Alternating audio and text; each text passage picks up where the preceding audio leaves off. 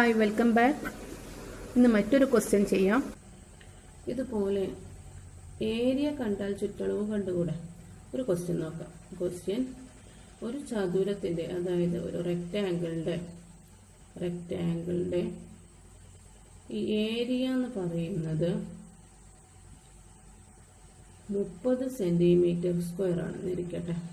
പിന്നെ അതിൻ്റെ വീതിയും കൂടെ നമുക്ക് എടുക്കാം. വീതി എന്ന് പറയുന്നത് 5 സെൻറ്റിമീറ്റർ. ഓക്കെ, ഏരിയ 30 സെൻറ്റിമീറ്റർ, വീതി അല്ലെങ്കിൽ ബ്രെഡ്ത്ത് എന്ന് പറയുന്നത് 5 സെൻറ്റിമീറ്റർ എങ്കിൽ അതിൻ്റെ ചുറ്റളവ് കാണാൻ പറയുന്നു. നമുക്ക് ഏരിയ കിട്ടിക്കഴിഞ്ഞാൽ എന്ത് കാണാം? വീതി കാണാം അല്ലേ? ഏരിയ സമം നീളം ഇൻറ്റു വീതി ആണല്ലോ.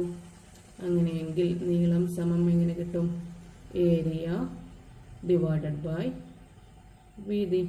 അപ്പോൾ എങ്ങനെയാണ് കിട്ടുന്നത്? ഏരിയ എന്ന് പറയുന്നത് എത്രയാണ്? 30 ഡിവൈഡഡ് ബൈ വീതി എത്രയാണ്? 5. അപ്പോൾ എത്ര കിട്ടും? 6 സെൻറ്റിമീറ്റർ എന്നാണ് നമുക്ക് വീതി കിട്ടുന്നത്. ഒന്നുകൂടെ നോക്കുക. ഏരിയ തന്നിട്ടുണ്ട് 30 സെൻറ്റിമീറ്റർ സ്ക്വയർ, വീതി 5 സെൻറ്റിമീറ്റർ സ്ക്വയർ. പക്ഷേ ഏരിയയിൽ നിന്ന് നമുക്ക് നീളം കണ്ടെത്തണം. അതുകൊണ്ട് ഏരിയയുടെ ഇക്വേഷൻ എഴുതി. ഏരിയ സമം നീളം ഇൻറ്റു വീതി. അപ്പോൾ നീളം എന്ന് പറയുന്നത് ഏരിയ ഡിവൈഡഡ് ബൈ വീതിയാണ് നമുക്ക് മനസ്സിലായി. അപ്പോൾ അവിടെ അത് സബ്സ്റ്റിറ്റ്യൂട്ട് ചെയ്ത് കൊടുക്കണം. അതായത് അതിന് പകരം എഴുതി കൊടുക്കണം. ഏരിയ എന്ന് പറയുന്നത് 30, വീതിക്ക് പകരം എത്ര കൊടുക്കണം? 5 ആണ് ഇതിൻ്റെ വില. അത് കൊടുത്തു.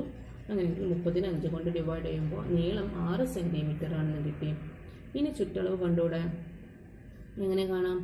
ചുറ്റളവ് സമം 2 ഇൻറ്റു നീളം പ്ലസ് വീതിയാണ്. 2 ഇൻറ്റു നീളം എത്രയാണ് കിട്ടിയത്? 6 സെൻറ്റിമീറ്റർ, വീതി 5 സെൻറ്റിമീറ്റർ ആണ്.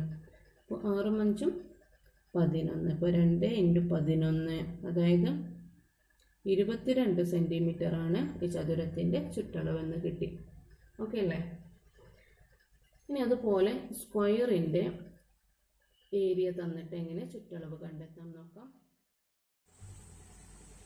ഇനി ഒരു ക്വസ്റ്റ്യൻ: ഒരു സ്ക്വയറിൻ്റെ, അതായത് സമചതുരത്തിൻ്റെ ചുറ്റളവ് എന്ന് പറയുന്നത് എത്രയെന്ന് പറയുന്നു? 32 സെൻറ്റിമീറ്റർ ആയിക്കോട്ടെ. ചുറ്റളവാണ്. ചുറ്റളവ്, അതായത് പെരിമീറ്റർ ചുറ്റളവ്.